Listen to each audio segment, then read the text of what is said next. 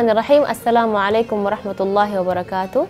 Sahabat Quran yang dimuliakan oleh Allah Subhanahu wa taala, setelah pembahasan panjang lebar tentang makhraj huruf, sifat huruf, kali ini kita akan memasuki babak yang baru, yaitu sifat-sifat atau ahkam. Ahkam-ahkam atau hukum-hukum tajwid. Nah, kita untuk pemula, kita akan memulai dengan ahkamun nunus sakinah wat tanwin. Nah, apa ini ya? Terlalu panjang ini temanya. Nah, ahkam yaitu hukum-hukum. Nun sakinah ini artinya nun mati, ya. Dimana nun mati ini maupun di tengah kata, akhir kata, atau juga bisa masuk ke isim, fi'il, ataupun huruf. Jadi nun sukun walaupun dia asli itu juga termasuk walaupun dalam kondisi apapun, yang penting nun sukun. Itu namanya nun sukun atau nun mati. Kalau tanwin, dari ahkam nun sakinah wat tanwin. Nah, tanwin itu apa? Tanwin itu adalah suara nun mati, ya. Tapi nun itu tidak tertulis, tapi diberi tanda, ya. Dan tanwin ini hanya masuk ke asma saja atau isim saja. Jadi tidak masuk dalam fi'il atau huruf, tapi hanya dalam isim saja. Nanti contohnya insya Allah kita akan lebih perjelaskan lagi ketika kita sudah masuk ke hukum-hukum yang secara detail. Tanwin ini perlu diketahui bahwa tanwin ini diberi tanda, yaitu mungkin sahabat Quran sudah tahu, yaitu fathatain, dhammatain, dan kasratain, yaitu fathah ganda atau dhammah ganda dan kasrah yang ganda. Jadi fathatain, kasratain, dhammatain itu sebenarnya adalah tanwin namanya, ya, seperti itu. Jadi bacanya misalnya kalau fathatain an, jadi pendengarnya ada huruf nun, tapi ketika kita lihat dalam Al-Quran tidak ada huruf nun. Nah, itu namanya tanwin, ya. Tapi karena di situ ada tanda, yaitu fathatain, kasratain, dan dhammatain.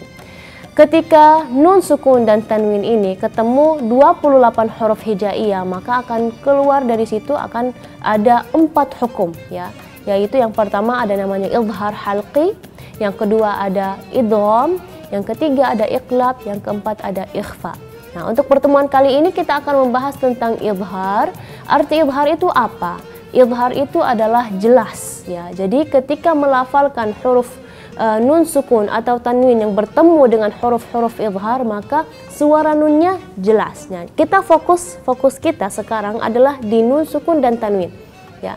Nah, kalau nun sukun dan tanwin ketemu dengan huruf-huruf idhar, maka nunnya, cara pelafalan huruf nunnya itu jelas, ya. Jadi bukan idgham, bukan iqlab, tapi hurufnya idhar, ya. Jadi ketika melafalkan nun sukun di situ, suara nunnya jelas sekali. Apa itu huruf idhar? Huruf idhar adalah huruf-huruf yang keluar dari tenggorokan. Makanya diberi nama idhar halqi, ya. Jadi huruf-hurufnya apa saja? Yaitu dari bagian bawah tenggorokan, hamzah dan ha. Terus di bagian tengah-tengah tenggorokan adalah huruf ain dan ha. Dan di bagian paling atas tenggorokan yaitu huruf ghain dan kha. Jadi ketika nun sukun ketemu dengan 6 huruf yang dari tenggorokan ini, maka cara pelafalannya adalah izhar, yakni nun atau tanwinnya jelas. Nah, sahabat Quran perlu diketahui juga bahwa nun sukun di sini nun mati, ya. Jadi bisa dalam satu kata dengan huruf-huruf izhar ataupun 2 kata. Bagaimana kalau 2 kata, Kak? Berarti huruf nun sukun atau tanwinnya di akhir kata yang pertama, sedangkan huruf izhar di awal kata yang berikutnya atau selanjutnya atau berikutnya, seperti itu. Nah, kita nanti akan lebih jelas lagi, kita mempraktekkan bagaimana cara pelafalan hukum izhar halqi. Kita mulai dari huruf hamzah, ya. Misalnya contoh nun sukun ketemu hamzah, yan auna, jelas huruf nunnya dan juga jelas huruf hamzahnya. Yan auna, dengan yang auna enggak, tapi yan jelas pelafalan huruf nun, yan auna. Atau kalau tanwin kufuwan ahad, nah itu huruf hamzah. Kalau huruf ha di kalimat tanhar, ini masih dalam satu kata, ya. Nun sukun sama huruf idharnya dalam satu kata. Kalau tanwin salamun hiya, tetap jelas, ya, suara nunnya, salamun hiya. Di huruf ain, yaitu bagian tengah-tengah tenggorokan, min alaq, min alaq. Nah, kalau kita perhatikan izhar di sini nun di akhir kata yang pertama, kalau ain di awal kata yang berikutnya, min alaq. Min alaq. Terus kalau tanwin yauma idzin 'anin na'im. Yauma idzin 'an. Yauma idzin 'an. Nah, terus kalau kita lihat dalam Al-Quran ketika tanwin nggak ada yauma idzin berarti zal setelahnya nun, nggak, tapi ada tanda kasratain. Yauma idzin 'an, seperti itu.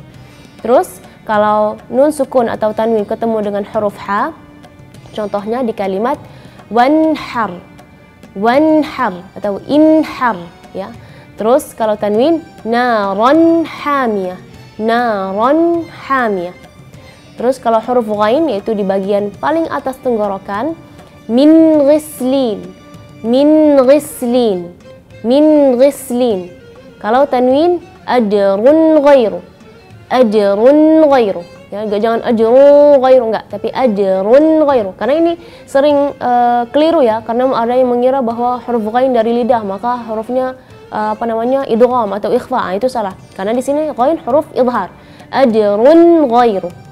Terus kalau huruf nun sukun ketemu atau tanwin ketemu huruf kha, yaitu juga huruf yang terakhir di bagian paling atas bagian tenggorokan, juga ilhar bacanya kalau di dalam satu kata al-munkhaniqah, al-munkhaniqah.